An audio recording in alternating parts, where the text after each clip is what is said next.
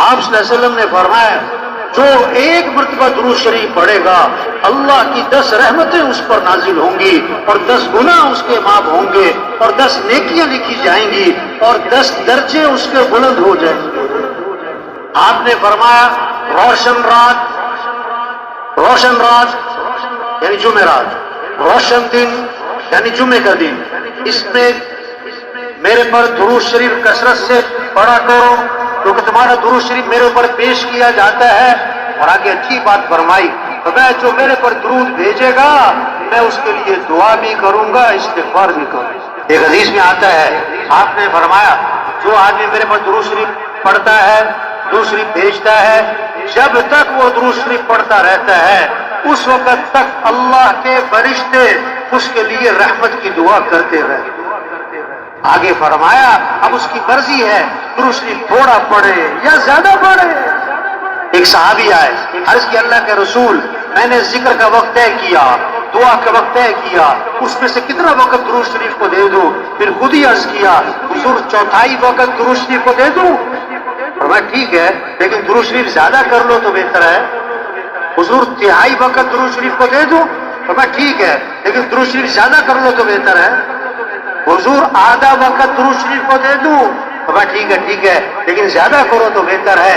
حضور میں 2/3 وقت درود شریف کو دے دوں؟ فرمایا ٹھیک ہے لیکن درود شریف اور زیادہ کرو تو بہتر ہے۔ انہوں نے عرض کیا حضور پھر میں ایسا کرتا ہوں میں سارا وقت درود شریف ہی پڑھتا رہوں گا۔ آپ نے فرمایا اذن تکفا ہمکا ویغفر ذنبک، اگر تم ایسا کرو گے تمہاری ساری پریشانیاں دور کر دی جائیں گی اور تمہارے سارے گناہوں کو معاف کر دیا جائے گا۔ الا بذکر اللہ تطمئن القلوب، کان کھول کے سنو کہ دلوں کا اطمینان کس میں ہے؟ اللہ کی یاد میں۔ آپ صلی اللہ علیہ وسلم نے فرمایا جو 100 مرتبہ پڑھے لا الہ الا اللہ، کتنی مرتبہ؟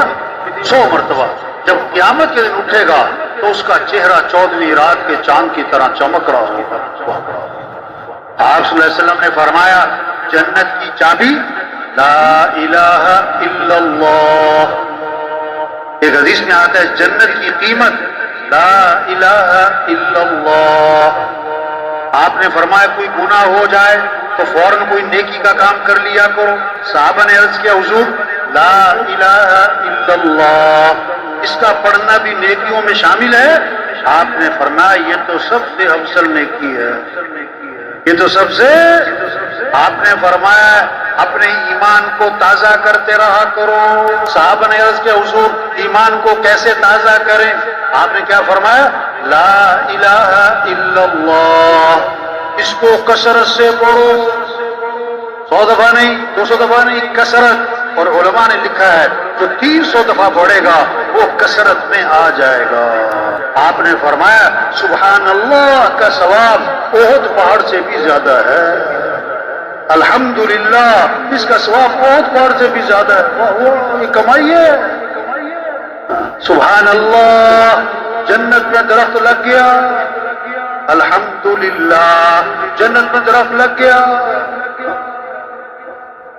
آپ صلی اللہ علیہ وسلم نے فرمایا کیسی خوبصورت حدیث ہے، کمال کے الفاظ ہیں کلمتان خفیفتان علی اللسان ثقیلتان فی المیزان حبیبتان الی الرحمن سبحان اللہ وبحمدہ سبحان اللہ العظیم۔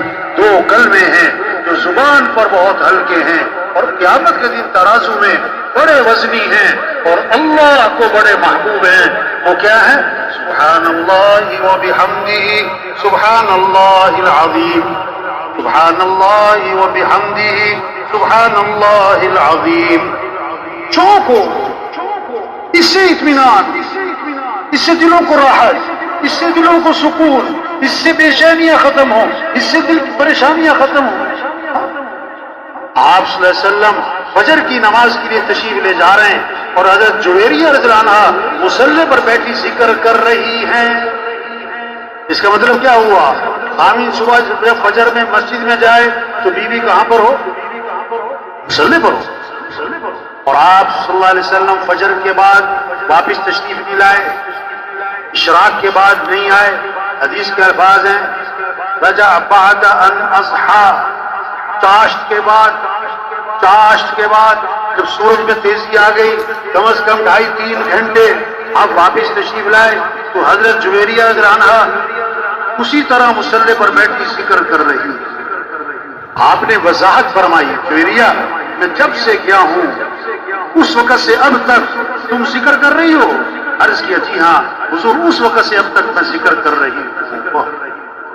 جب اللہ سے تعلق ہوگا، جب اللہ سے محبت ہوگی، جب اللہ کی عظمت ہوگی، اب زبانوں پر کس کا نام ہوگا؟ اللہ.